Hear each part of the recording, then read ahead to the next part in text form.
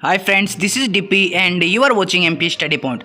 दोस्तों, इस समय नेपाल के गौतम बुद्ध इंटरनेशनल एयरपोर्ट को एक बहुत ही बड़ी सफलता मिली है। जी हाँ दोस्तों, नेपाल के इस गौतम बुद्ध अंतर्राष्ट्रीय एयरपोर्ट पर सबसे बड़ा परीक्षण किया गया है और इस एयरपोर्ट पर अब सबसे बड़ा विमान पहुंचा है, वो भी पहली बार। और इस सबसे बड़े विमान की जो टेस्टिंग करनी थी वो भी बिल्कुल सक्सेस रही है। और दोस्तों, बताया जा रहा है कि गौतम बुद्ध इंटरनेशनल एयरपोर्ट पर इतने बड़े विमान से पहली बार ऐसी टेस्टिंग की गई है। यानी दोस्तों, हम एक प्रकार से कह सकते हैं कि गौतम बुद्ध जो इंटरनेशनल एयरपोर्ट है नेपाल का, वो अब अपनी लगातार सफलता की ओर बढ़ता जा रहा है। तो चलिए दोस्तों, देखते हैं क्या है पूरी अपडेट और ये फ्लाइट टेस्टिंग क्यों की गई थी, कौन सा विमान एयरपोर्ट पर पहुंचा था, इस पर हम पूरी चर्चा करेंगे। तो आप वीडियो के लास्ट तक बने रहें। साथ ही अगर आप इस चैनल पर नए हैं तो चैनल को सब्सक्राइब करके बेल नोटिफिकेशन ऑन कर लें, ताकि इस प्रकार की प्रत्येक अपडेट आप तक पहुंच के सबसे पहले। तो दोस्तों, मैं आपको बता दूं कि देश के राष्ट्रीय ध्वजवाहक नेपाल एयरलाइंस कॉरपोरेशन ने गुरुवार को देश के दूसरे अंतर्राष्ट्रीय हवाई अड्डे गौतम बुद्ध अंतर्राष्ट्रीय हवाई अड्डे पर एक परिचालन प्रदर्शन परीक्षण उड़ान का सफल परीक्षण कर लिया है। और बताया जा रहा है कि इस विमान की टेस्टिंग के बाद यहां से जल्द ही अंतर्राष्ट्रीय उड़ानों का भी संचालन कर दिया जाएगा। और दोस्तों, NAC A330 वाइड बॉडी विमान का यहां पर परीक्षण किया गया है। और वाइड बॉडी विमान का अर्थ दोस्तों मैं आसान भाषा में आपको बता दूं, इसका मतलब होता है एक बड़े शरीर वाला विमान। यानी दोस्तों, एक बहुत बड़ा विमान है और इसकी टेस्टिंग अब नेपाल के दूसरे इंटरनेशनल एयरपोर्ट गौतम बुद्धा पर बिल्कुल सफल तरीके से कर ली गई है। और दोस्तों, A330 वाइड बॉडी विमान ने त्रिभुवन अंतर्राष्ट्रीय हवाई अड्डे से शाम 5 बजे उड़ान भरी थी, जो लुम्बिनी के बेरवा में गौतम बुद्ध अंतर्राष्ट्रीय हवाई अड्डे पर शाम 5:55 पर उतर गया था।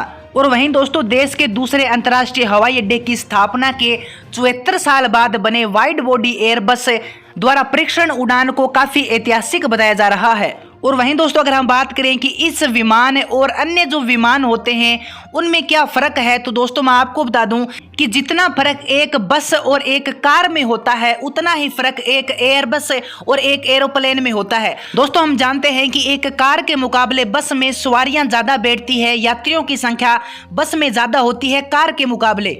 और बिल्कुल उसी तरह एक एरोप्लेन में यात्रियों की संख्या कम होती है, उसमें सीटें कम होती है और ये एयरबस के मुकाबले बहुत छोटा होता है। इसके अलावा एयरबस इंपोर्ट और एक्सपोर्ट के सामान को इधर उधर ले जाने के भी काम आता है। और दोस्तों, इसी प्रकार एक बहुत बड़े विमान की जो टेस्टिंग है वो नेपाल के इस गौतम बुद्ध अंतर्राष्ट्रीय हवाई अड्डे पर कर ली गई है।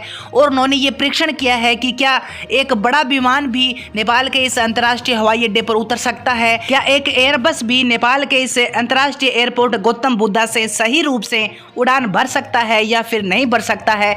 इसकी जो टेस्टिंग है वो नेपाल के गौतम बुद्ध अंतर्राष्ट्रीय हवाई अड्डे पर हाल ही में की गई है, जो बिल्कुल सक्सेस रही है। और दोस्तों, बताया जा रहा है कि गौतम बुद्ध अंतर्राष्ट्रीय एयरपोर्ट पर इतिहास में पहली बार एक एयरबस से ये जो टेस्टिंग है ये की गई है, जो बिल्कुल सक्सेस रही है और ये काफी ऐतिहासिक बताई जा रही है। दोस्तों, CAAN के अधिकारियों के मुताबिक तराई क्षेत्र में घरेलू हवाई अड्डे के साथ साथ गौतम बुद्ध अंतर्राष्ट्रीय हवाई अड्डे पर शुक्रवार से रोजाना 18 घंटे परिचालन शुरू हो जाएगा।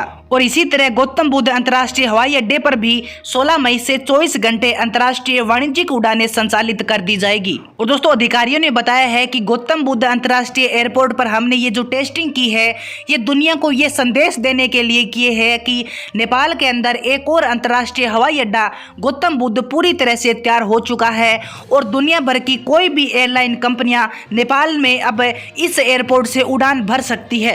और दोस्तों, वैसे तो नेपाल का ये जो गौतम बुद्ध अंतर्राष्ट्रीय हवाई अड्डा है, यहाँ से औपचारिक रूप से 22 मई 2021 को ही ये शुरू कर दिया गया था। लेकिन दोस्तों, जो मुख्य काम है इसका वो 16 मई से शुरू किया जाएगा, क्योंकि 16 मई को बुद्ध जयंती है और इस बुद्ध जयंती के अवसर से यहाँ से रेगुलर इंटरनेशनल उड़ानें भी शुरू कर दी जाएगी। और दोस्तों, अधिकारियों ने बताया है कि जजीरा एयरलाइन को इस हवाई अड्डे से नियमित रूप से उड़ान भरने की अनुमति मिल गई है।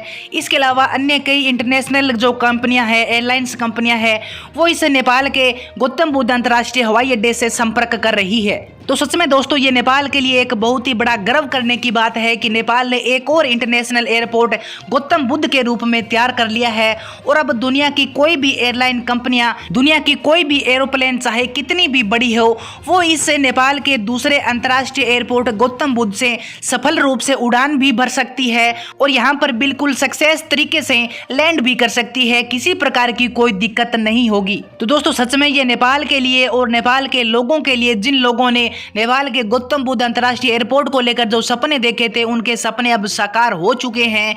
और इस नाम पर दोस्तों इस वीडियो को जरूर शेयर करें, दुनिया को दिखा दें कि नेपाल अब पीछे नहीं रहा है। नेपाल ने एक और इंटरनेशनल एयरपोर्ट गौतम बुद्ध के रूप में तैयार कर लिया है, जो 16 मई से यानी गौतम बुद्ध जयंती के अवसर पर यहाँ से रेगुलर इंटरनेशनल उड़ानें भी शुरू कर दी जाएगी।